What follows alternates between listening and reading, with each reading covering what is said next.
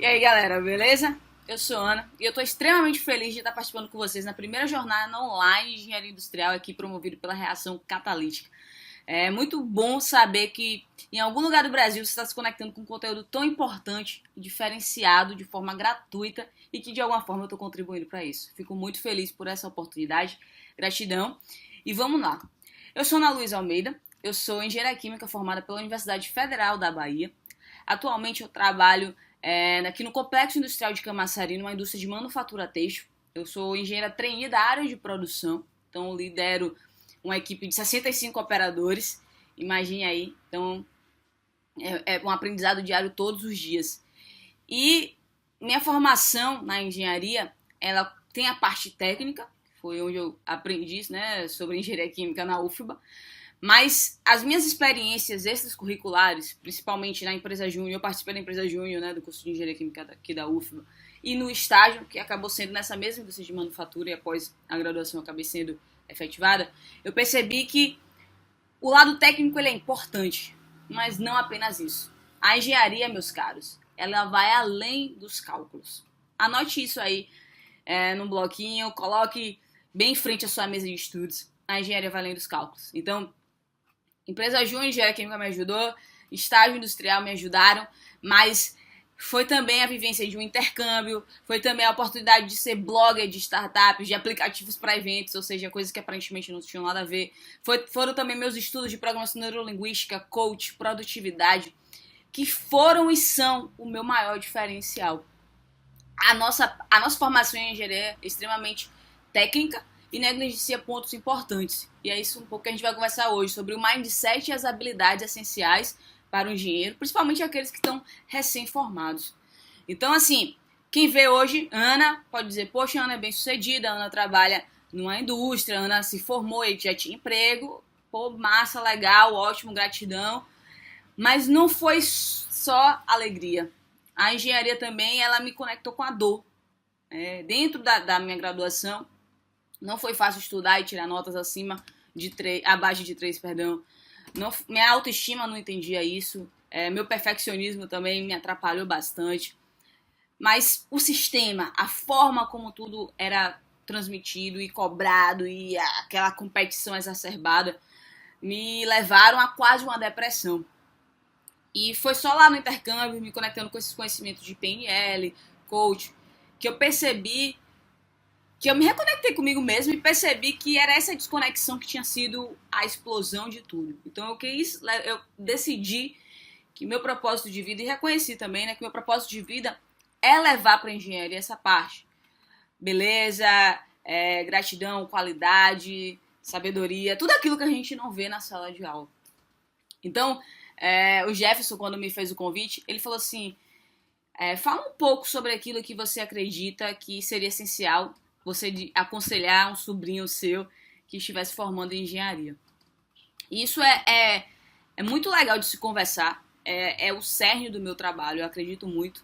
Né? Além da minha formação em engenharia química, em ser uma profissional da área de indústria, eu tenho um blog, que hoje também já se tornou um livro, O que Aprendi na Engenharia, pode dar uma olhadinha lá, oqueaprendinaengenharia.com, onde eu faço essa conexão entre engenharia e desenvolvimento pessoal. Porque eu realmente acredito o quão isso é essencial e a gente não ouve falar sobre isso nas nossas universidades. Então, só para vocês terem uma noção, eu escrevi esse livro, que você pode adquirir tanto em formato físico quanto virtual, se acessar oqueaprendinaengenharia.com/livro. E nele eu falo sobre relacionamentos, eu falo sobre controle emocional, eu falo sobre mindset, eu falo sobre hábitos, produtividade, porque eu vi como tudo isso fez a diferença na minha vivência do estágio e o quanto tudo isso foi negligenciado dentro da minha formação como engenheira, na universidade formal, né? Então, hoje, imaginando que você é um sobrinho ou filho, ou o que seja que eu tenha lá no futuro, e que esteja se formando em engenharia, eu tenho algumas dicas para te dar, ok? E então, anota no caderninho, vê se faz sentido, vê como é que você pode estar aplicando isso na sua universidade, no seu estágio, no trainee que você está tentando, ou já na indústria que você está trabalhando, enfim, nas infinitas possibilidades que você tem que você vai poder estar atuando. Hoje, como engenheira, atuando como engenheira de produção, eu percebo que, por exemplo, como eu falei, eu trabalho com 65 operadores, são 65 homens. São 65 seres humanos que eu trabalho. Então eu chegar lá e só saber lidar com planilhas não é suficiente. O meu trabalho demanda mais do que isso. O meu trabalho demanda o ouvir. O meu trabalho demanda a empatia. O meu trabalho demanda o cuidado humano. Demanda olhar no olho do outro e dizer tá tudo bem, e não ser um tudo bem superficial, e ouvir de verdade o que ele tá sentindo. E passar na área, indo pra uma reunião, mas parar tudo quando alguém vem falar comigo para dar alguma sugestão, para dizer alguma palavra. Essa, pra mim, é a primeira dica que eu vou te dar. Ser engenheiro é saber lidar com pessoas, é ouvir o outro, é ter empatia, né? E ter empatia não é só essa questão de você... não, é realmente pegar o olho do outro, colocar em você e ver. E para isso você precisa aprender a ouvir, né? Não simplesmente escutar, entrar aqui e sair por um lado. É ter presença, é ter... Ok, esqueci tudo, tô aqui, pá, e eu vou ouvir. Isso é muito interessante porque a gente está num momento de revolução 4.0, né? Os robôs estão chegando nas indústrias. Então hoje eu tô trabalhando com 65 operadores, mas daqui a 20 anos pode ser que esse número seja reduzido porque a mão de obra operacional vai virar robô. Porém, o que acontece? Não vai ser... Tipo assim, muitos dos empregos formais que a gente tem hoje vão desaparecer porque os robôs vão estar atuando. Mas muitos vão surgir e que vão demandar o ser humano. Porque só o ser humano que tem empatia, só o ser humano que sabe escutar e reconhecer a necessidade do outro. Entendeu? Só o ser humano que é criativo. Então, esse ponto, nosso maior diferencial hoje é ser humano. E muitas vezes a gente esquece disso. Então, saber lidar com o outro, cuidar do outro, parar tudo e ter presença para atender a demanda do outro. Essa é a primeira dica e para mim é essencial. A gente, na nossa formação, pelo menos foi a minha experiência, a gente se automatiza muito. Começa a viver no automático, né? Acorda todos os dias em determinado horário, levanta, toma café, vai para a universidade, volta, estuda, dorme. Outro dia é o mesmo procedimento todos os dias da sua vida. Então, chega um momento que você se identifica como um robô. E você passa pelo outro, você não olha no olho, você não ouve, você não tem presença, você está conectado no celular, você esquece que você também é ser humano. Então, o que é que eu percebo? Na nossa formação, a gente está voltado a esquecer o nosso maior diferencial, que é o ser humano, é ter sentimento, é ser empático com o outro. E isso que eu acho importante a gente resgatar, porque muito pode até pensar, mas poxa, Ana, eu vou estar trabalhando com robô. Rapaz, você vai estar trabalhando com robô em uma determinada área, mas em outras vai ser demandado. Tudo isso são as habilidades do futuro, entendeu? Então, nunca se esqueça disso, que o seu maior diferencial é o fato de você ser humano. Nunca, jamais menospreze isso. E aí vem outra dica. Já que nós somos seres humanos, nós também temos criatividade. E muita gente fala assim, poxa, eu não sou criativo. Eu não sou criativo, Ana, eu não tenho criatividade. Você é criativo sim, você tem criatividade sim. É porque existe uma certa estereotipagem na nossa sociedade que acha que a criatividade ela vai ser aquilo que você vai fazer algo fenomenal, que você vai criar. Não. Tem um vídeo do Mário Sérgio Cortella que ele diz algo muito interessante. Uma indústria de pastas de dentes, eles estavam recebendo muita reclamação por tá enviando para os supermercados pastas de dentes com caixas vazias, né? E aí os engenheiros criaram todo um artefato super caro, colocaram lá na esteira de produção e foi um investimento altíssimo, que media o peso, se fosse abaixo de um peso X, tinha que bloquear a caixa e tal. Só que mesmo com esse dispositivo que na teoria teria que resolver o problema, as reclamações continuaram. As pastas estavam indo sem, né, o tubo. Até que um dia, como foram fazer uma inspeção para ver o que estava entendendo, chegaram na linha operacional e tinha um ventilador. Desligaram o artefato e colocaram no ventilador. Os engenheiros, por que vocês fizeram isso? Chegaram os operadores, né? Como é que vocês tiraram esse investimento? A gente fez um investimento caro, a gente precisa estar usando essa máquina e tal. Aí os operadores olharam para ele e disseram, a gente inventou algo muito mais simples. A gente botou o ventilador aqui, quando passa uma caixa vazia, o ventilador faz voar e a gente sabe que tá sem o tubo de pasta de dente. E aí, isso é criatividade. entendeu? Não é inventar algo fenomenal. Criatividade é isso. E você é criativo, eu sou criativo. A gente precisa só exercitar. Então, como é que você pode estar exercendo sua criatividade? Aí que eu falo desse ponto da engenharia além dos cálculos, né? Você precisa se permitir viver experiências que vão além da sua sala de aula. Ana Márcia, eu faço parte de empresa júnior, faço parte do centro acadêmico, ótimo. Quanto mais você se preencher dessas instituições, melhor. E eu participei delas, eu sou muito grato pela minha participação, por exemplo, na empresa júnior, me conecto com pessoas que também são outras fontes de criatividade. Mas é mais bacana ainda quando você se envolve com aquilo que você gosta de fazer, que não necessariamente é classificado como algo que o engenheiro faz. Então, por exemplo, eu adoro escrever. E a escrita me conectou na todas as coisas do blog e marketing digital e tal.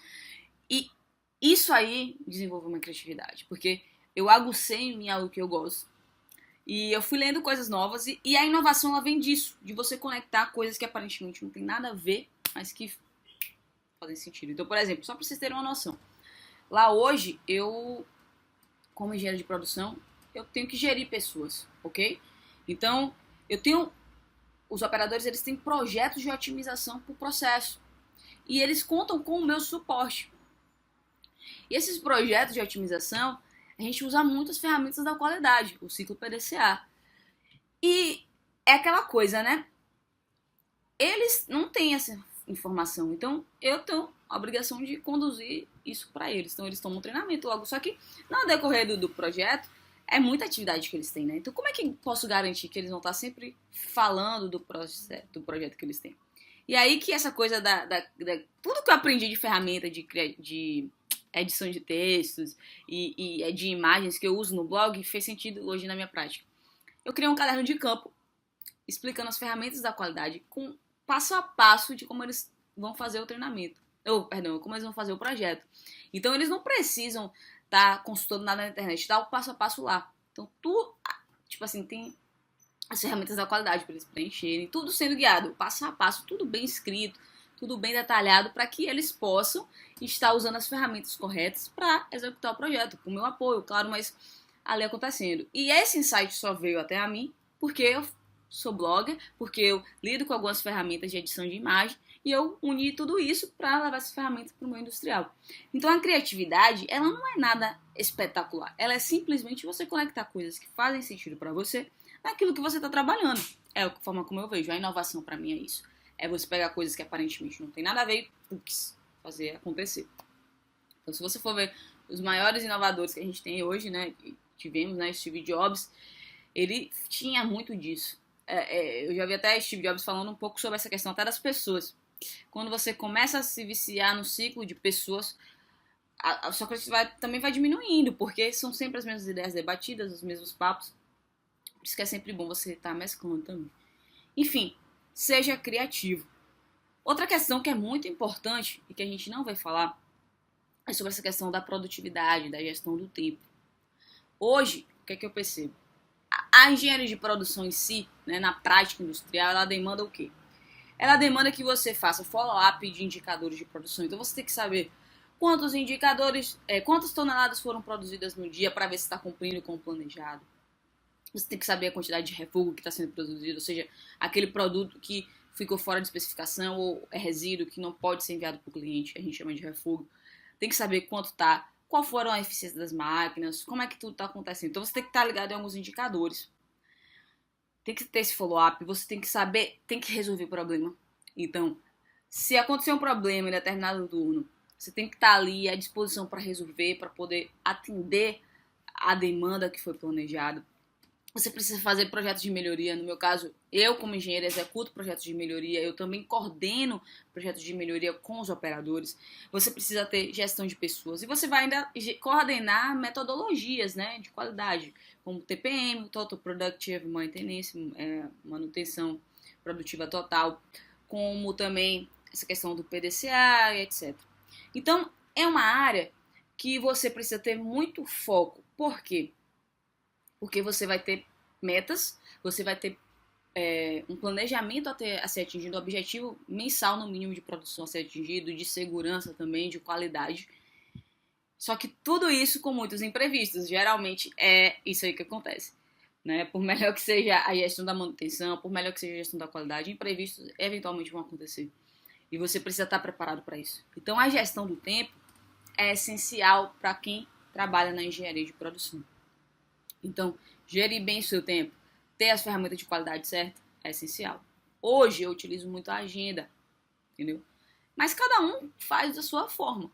O lance é você aguçar sua criatividade para criar algo que você possa estar sempre executando suas atividades. Senão, você vai sempre se ocupar com as coisas urgentes e esquecer das importantes. Então, eu particularmente tenho uma meta de, tipo, eu sempre saio com 3 grandes atividades que eu pretendo realizar naquele dia. Tem dias, a maioria dos dias eu consigo. Outras não, porque acontecem esses imprevistos que fogem do controle, etc. Mas você vai aprender que é também essencial delegar. Então, você não vai estar sozinho trabalhando como engenheiro de produção ou engenheiro de produção. Você vai ter um time.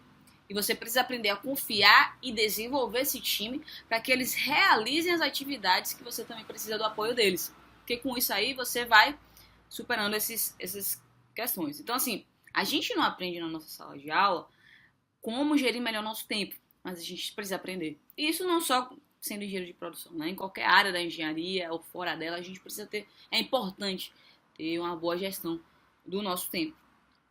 E tem outros pontos que eu aconselharia a um sobrinho ou filho que estivesse formando em engenharia de produção, e te aconselho também, que é a questão da comunicação, né? E nesse ponto, assim, a programação neurolinguística me ajuda bastante, porque é o que é a PNL, para quem não conhece, né? Eu sou practitioner em PNL, hoje em dia eu faço MBA. A programação neurolinguística, ela entende como o nosso cérebro funciona, né? Neuro e a linguística. Então, ela conecta a parte cerebral com a linguística, com a comunicação. Então, se você quer trabalhar, comunicar melhor com o outro e com você mesmo, seja as suas crenças, que você acredita, é uma ferramenta muito potente, a PNL. E a PNL, ela fala muito sobre essa questão da comunicação. Por exemplo, só para te dar um exemplo, tem um pressuposto da PNL que diz o seguinte: mapa não é território. Como assim? Se alguém chega pra mim e fala assim, Ana, desenha um mapa de Salvador, eu vou desenhar. Se eu te pedir para fazer isso, você vai desenhar, porque você tem outra percepção. Talvez você more aqui, talvez não. Então você vai desenhar do jeito que você imagina Salvador. E isso é fruto das suas experiências de vida. O seu mapa mental é fruto da sua experiência de vida. O meu mapa mental é fruto das minhas experiências de vida. Então, o que eu comunico é da forma como eu vejo o mundo. Não necessariamente você vai entender da mesma forma que eu entendo. Por isso que a comunicação é essencial. E aí a comunicação casa exatamente com aquele primeiro conselho que para mim é essencial. Na questão do relacionamento interpessoal, do saber lidar com pessoas. Né? Quando você está trabalhando com gente, com pessoas, e pode ser 1 a 65 ou menos, o que é que vai acontecer? Ou 100 ou mais. Sua comunicação é um ponto que pode alavancar esse relacionamento ou pode acabar com qualquer tipo de relacionamento. Quando eu faço a questão do ouvir, porque é importante? Porque você começa a entender como é o mapa mental do outro e também adequa a sua linguagem a dele. Então a PNL, ela dá várias dicas, metamodelagem, questão de entender o mapa mental do outro, de como você pode chegar a comunicar a mensagem da melhor maneira, usando palavras que a pessoa vai fazer melhores associações, que vai trazer a mensagem correta. Então, a PNL me ajuda muito essa comunicação e eu bato muito nessa tecla, porque a gente, assim, e nesse ponto é algo muito interessante. Quando eu falo comunicação, não é tô te querendo dizer que você tem que ser extrovertido. Eu sou uma pessoa introvertida, né? Se você é tímido, é importante trabalhar sobre essa timidez. A questão toda é o seguinte, é que você precisa comunicar. Então, você pode estar ali realizando alguns projetos de melhoria, você vai precisar se comunicar por e-mail, você vai precisar comunicar presencialmente. E essa mensagem ela precisa ser levada de forma que o outro entenda, que o outro possa se conectar com a mensagem, com o que você está passando. O que eu vejo acontecendo muito às vezes você passa uma informação, na sua cabeça está tudo muito claro. O outro diz que entendeu e quando executa de forma diferente. Então você precisa ser bem clara, fazer perguntas ao outro. Você precisa, se for o caso, no TPM a gente trabalha muito com a lição ponto a ponto, que é deixar ali o passo a passo de como executar uma atividade, um procedimento, para você ter certeza que o outro entendeu. Então, comunicação, oratória, a gente não vê na nossa sala de aula, a gente não vê dentro da universidade, né, formal. Mas é um ponto extremamente importante. E aí, eu parto também para 2 pontos que, para mim, hoje algo que eu tô aprendendo ainda.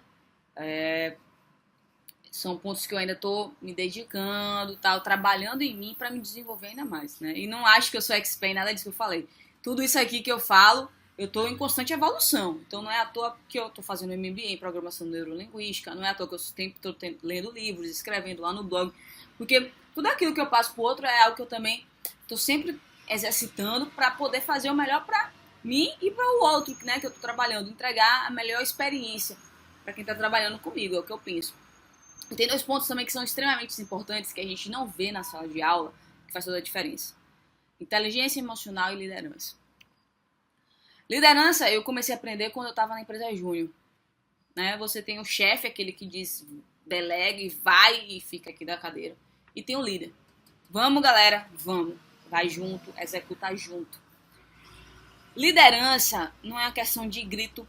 Liderança não é uma questão de poder. Liderança é uma questão de simplesmente sentir o que o outro sente. De ver o mundo como o outro vê. Nada mais é, na minha concepção, empatia. Nada mais é do que aquilo de parar e ouvir o outro, entender qual é a demanda dele, o que é que ele precisa que você faça para que ele tenha uma experiência sensacional ali dentro. Liderança para mim é isso. É você ir junto. É você desenvolver pessoas. Então hoje, assim, eu sou jovem ainda, acabei de me formar, mas, por exemplo, tem os operadores, então sempre que eu posso estou levando ali roda da vida do coach, o que for, ferramentas do coach da programação neurolinguística que eu possa compartilhando com eles, eu tô levando, porque eu quero que eles sempre estejam olhando para dentro, para poder se conectar com o melhor, com o potencial que é dentro deles.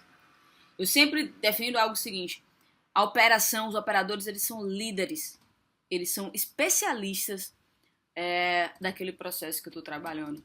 Então, tem gente lá que tem 30, 20 anos de casa, e eu tô ali aprendendo com eles. Então, se eu digo, gente, vamos jogar o lixo nos vasilhames adequados, eu, como líder, também jogo o lixo nos vasilhames adequados. Liderança é uma questão de você fazer, esse é o exemplo, não tem outra palavra, né? A palavra convence, o exemplo arrasta. Liderança para mim é isso. E a gente não aprende isso tão formalmente. Então, desde a empresa júnior, a gente tinha começado a aprender isso. Se eu queria que o outro fizesse algo, eu tinha que fazer aquilo também. Não adianta só falar. É uma questão de fazer junto. De ir junto. Entendeu? Então, quem você é hoje, né? O profissional que você é, a dedicação que você tem, isso vai refletir na forma como as pessoas que trabalham contigo estão ali lidando com o trabalho também que elas têm. Se você é comprometido e engajado, a maioria deles também vai ser. Se você leva as coisas, né, de forma não tão engajada e tal, muitos também vão ser assim. E o outro ponto é a inteligência emocional. Esse é o mais desafiador. É você estar ali, a pressão tá em cima de você, a pressão por produção, a pressão por qualidade, a pressão por segurança, e você tá ali centrado no seu centro, respirando, entendendo, pá, seguindo. Inteligência emocional para mim é isso, é a forma como você lida com seus sentimentos, com as suas emoções, não é deixar de senti-los, é simplesmente saber gerenciá-los, de que forma tal que eles não te dominem, né, e te façam, como é que se posso dizer, sucumbir a eles. Então, enquanto universitário, eu não tive inteligência emocional. Né? A nota baixa que chegava, eu não entendia aquilo como feedback, como um aprendizado. Eu tomava para a crença de que eu era burra e comecei a deixar aquilo me sucumbir e me aproximei de uma depressão. Faltou inteligência emocional, entender que, ok, aqui tem uma informação, tem um aprendizado, vamos entender e vamos seguir, melhorando, né? Então, eu vejo que a inteligência emocional casa também muito com essa questão da liderança, no sentido da empatia, no sentido do autogerenciamento, né?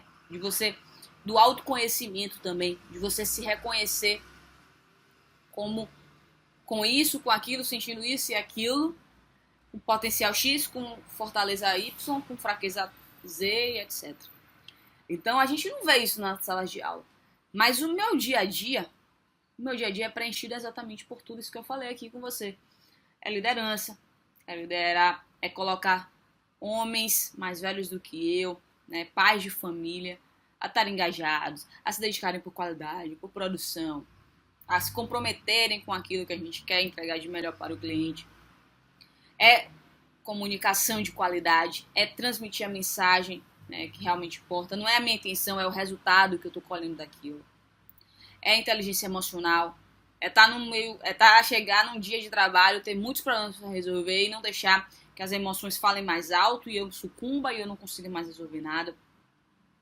É a questão da empatia, de parar de ouvir o outro, de estar ali inteira com ele, entendeu? De parar e se dedicar ao que o outro tem a me dizer. É a criatividade, é a solução de problemas de forma criativa, trazendo redução de custos, trazendo segurança, trazendo qualidade, conectada com os valores da empresa, inovar com os valores da empresa. É gerir o tempo, é ser produtiva, né? Existe uma diferença muito grande entre eficácia e eficiência. Eficácia, você faz aquilo muito bom, mas não necessariamente vai ter o resultado que você quer e no tempo que você precisa. Eficiência é fazer aquilo bom no tempo bom, com resultado ótimo. Então, a gente precisa ter tudo isso. E o que é que eu percebo? A gente não aprende isso na nossa universidade, a gente não vê, né? A gente aprende muito sobre, falando como engenheira química, né? Projeto de colores de trocadores de calor, de coluna de destilação, etc. Ao menos foi a minha formação, né? Isso tudo, gestão da qualidade optativa, gestão de pessoa, não ouvi falar, entendeu? Então você não aprende isso na escola formal. Agora, quando eu me dediquei, né, à programação neurolinguística, ao coach, quando eu fui vendo que a engenharia é além dos cálculos, quando eu abri minha cabeça para sair um pouco ali e ouvir um pouco o que estava fora, aí sim, aí eu comecei a ser uma engenheira mais completa, uma engenheira que o mercado de trabalho deseja ter, entendeu? Porque assim, por exemplo, onde eu trabalho, a tecnologia do processo é de lá, é uma outra universidade, é uma tecnologia única, só existe ali. Então, o profissional que eles estão procurando não vai saber aquilo, conhecimento técnico que ele vai aprender lá dentro. Então, o diferencial para eles é um profissional que tem esses soft skills, né? Essas habilidades que a gente não aprende na sala de aula. E hoje é uma tendência, porque muito dos processos das indústrias que tem aí fora, a gente vai ter que chegar, a gente vai ter que ralar para estudar, para aprender. Mas o que verdadeiramente importa é o ser humano que você é o que você carrega em si em relação ao outro, em relação às suas emoções, ao seu autoconhecimento. Isso não se fala. E foi sentindo essa lacuna que foi por isso que eu criei o blog que aprendi na engenharia.com, foi por isso que eu escrevi esse livro que aprendi na engenharia. Porque eu entendi o quão isso é um diferencial na vivência industrial e tenho certeza que em outras áreas, entendeu? Porque o conhecimento técnico, a gente sempre vai ter que estar aprendendo. É essencial, é importante, nunca desmereça, isso é um ponto importante. O conhecimento que a gente tem na sala de aula é fundamental. Algumas vezes a abordagem é inadequada, mas eles são importantes. Nunca desmereça nenhum conhecimento que você está tendo na sala de aula.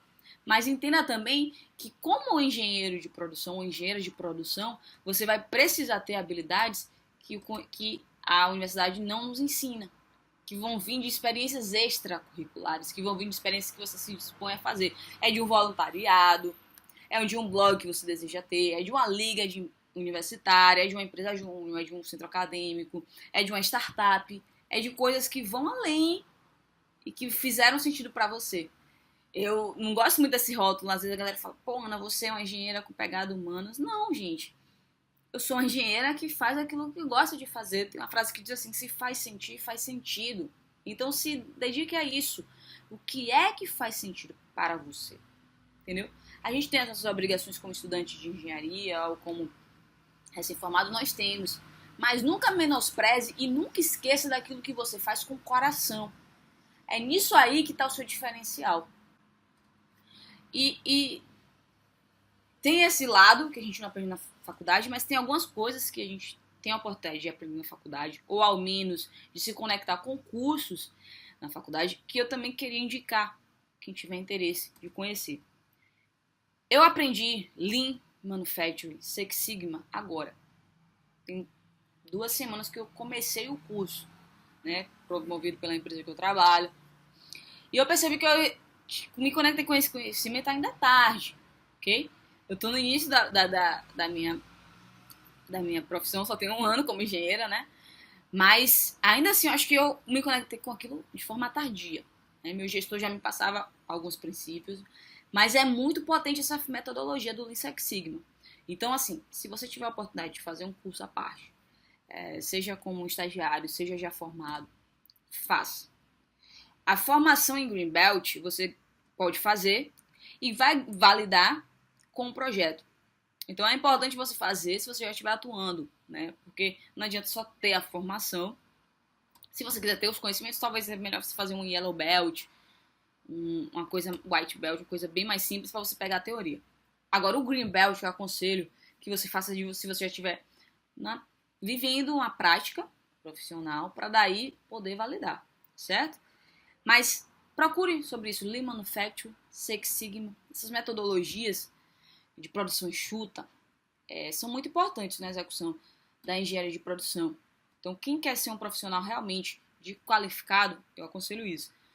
Outro conhecimento um adendo importante.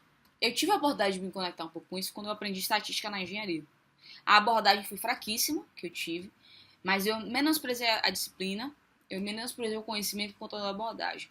E aí deixei de aprender algo essencial, porque eu achei que meu professor era mangueado e eu levei a matéria de qualquer jeito. Hoje eu tenho arrependimento, sim, disso, porque a matéria, o conhecimento em si é extremamente importante, teria sido um maior diferencial ainda na minha vida, seja profissional quanto pessoal, e eu negligenciei por isso. Então, jamais. Eu sei que a gente tem muitas abordagens hoje em dia dentro da faculdade que são chatas, a cobrança é desconectada, a teoria e a prática são totalmente desconectadas. Mas, viu um conhecimento? Vai pro Google, procura profissionais que estão na área de atuação já e pergunta como é que você usa estatística na engenharia, como é que você projeta uma coluna de destilação, como é que você lida com pessoas, como é que você usa as ferramentas da qualidade, enfim. Pega aquilo que às vezes não está sendo bem dado na sua faculdade, vai pro Google, procura profissionais, mas não menospreze nenhum tipo de conhecimento. Se tá ali, tem algum fundamento e lá na frente pode fazer sentido. Muitas das matérias que eu classifiquei como inútil, hoje eu vejo que seriam importantes na minha atuação como engenheiro. Então, sempre pegue o conteúdo, o conhecimento e vá além. A abordagem que pode estar sendo inútil, mas o conhecimento em si nunca é.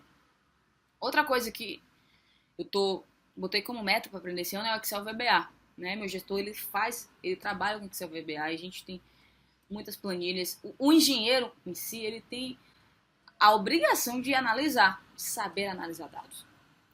E o Excel VBA, o Excel é essencial, a ferramenta é essencial. Né? A gente tem vários outros simuladores que a gente pode estar trabalhando, o Minitab e tal. Mas eu gosto muito do Excel porque ele está acessível para todos nós e já carrega muitas das análises que você pode estar fazendo inicialmente. Então, Excel é essencial, Minitab se puder, quem fizer o Lean Six Sigma vai acabar casando isso. Mas o Excel VBA eu coloquei como meta porque me chama a atenção. Você pode criar interfaces, muita coisa que você pode deixar lá na produção, deixar para os operadores inserirem os dados. Você pode criar bancos de dados para aí criar os gráficos que você precisa para analisar, tirar algumas conclusões. Então, eu também aconselho, é um conhecimento assim que eu acho importante. E essas questões de ferramentas da qualidade, né? Hoje, quem faz engenharia, ferramentas da qualidade, controle estatístico de processo, é essencial. Para mim, não importa onde você estiver, faça. Então hoje a gente tem uma prática muito forte. Deu qualquer tipo de problema na produção, a gente vai lá e faz o problem solving, né? A resolução de problemas. Aplica diagrama de causa e efeito, 5 porquês, várias ferramentas da qualidade num grupo de brainstorm, num grupo diversificado para levantar as possíveis causas daquele problema. Né? Você vai ver que em alguns locais as pessoas mais experientes sempre levam as coisas no feeling. Mas em engenharia de verdade a gente faz as coisas com ferramentas. Então são dois lados. Você viu que eu dei várias dicas. Né? Se for o caso, até volte depois aqui, assista o vídeo, anote. Volta um pouco o vídeo, faz a anotação, vai listando. Isso, muita coisa que eu falei aqui, você vai achar muitos livros bons por aí. Você vai achar muito conteúdo de vídeo no YouTube. Você vai achar muita informação disponível, vai achar muitos cursos presenciais na sua universidade, fora dela também. E são dois lados, né? Um profissional, um engenheiro diferenciado, um engenheiro que tem o mindset e o perfil que o nosso mercado de trabalho precisa, principalmente nessa era de Revolução 4.0, ele é ser humano e olha para tudo aquilo que a gente conversou no início, e ele também é técnico e olha para esses pontos que eu trouxe agora. É a junção, é a união desses dois pontos. Então, eu vivo isso intensamente e foi por isso que eu criei o blog queaprendinaengenharia.com. Te convido a dar uma olhadinha lá. Quem quiser pode acessar o queaprendinaengenharia.com/livro, dá uma olhadinha aqui no livro. Eu falo sobre PNL, coach, produtividade, tudo na realidade da engenharia. E esse é o diferencial, porque se você procurar de PNL, coach, produtividade, empreendedorismo, você vai achar na internet muita coisa. Mas na vivência da indústria, na vivência da engenharia, é algo novo. Eu te convido a conhecer, acessar o blog, ver o nosso conteúdo, ver o nosso canal no YouTube também. Eu estou falando sempre de PNL e engenharia, trazendo um pouco sobre essa questão dos pressupostos, como pode me ajudar nas nossas comunicações. Enfim, a minha intenção é ser para o mundo aquela pessoa que um dia eu procurei e não encontrei. É ser para os estudantes de engenharia aquela pessoa que vai transmitir o conteúdo que é importante para você, mas que não está sendo dito na sua sala de aula.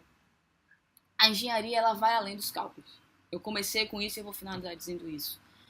Hoje, o que eu mais percebo o meu maior diferencial é ser humano. É ouvir, é cuidar, é pensar, é ser criativa. É usar o que eu aprendi de técnica de forma útil, humana, diferenciada. Então, se fosse para resumir toda essa história e toda essa nossa conversa, eu diria o seguinte: a engenharia vai além dos cálculos e jamais se esqueça. Não importa se você vai trabalhando com um humano ou sem robôs. O seu maior diferencial é que você é ser humano. Se gostou dessa palestra, dá um like, entre em contato comigo. Você pode me mandar um e-mail para ana@queaprendinaengenharia.com. A gente também está no Facebook, que Aprendi na Engenharia. A gente está no Instagram, que Aprendi na Engenharia. YouTube, blog, entre em contato. Manda sua mensagem. Vai ser um prazer me conectar. O meu maior legado e o meu maior aprendizado de toda essa história começou com um simples blog, é que a gente pode aprender um com o outro. Eu fico muito feliz de alguma forma contribuir com a tua formação. E ficarei muito feliz se de alguma forma você também vier pra mim, porque eu sempre aprendo com cada um de vocês. É isso aí, galera. Quem passa aqui pro Salvador, dá um alô também. Se eu tiver a oportunidade de também te conhecer em algum local, vamos conversar. Enfim, é isso. Gratidão pela oportunidade de conexão. Espero que de alguma forma tenha chegado uma sementinha aí. E jamais se esqueça, ser humano é o nosso maior diferencial. Gratidão. Até a próxima. Tchau.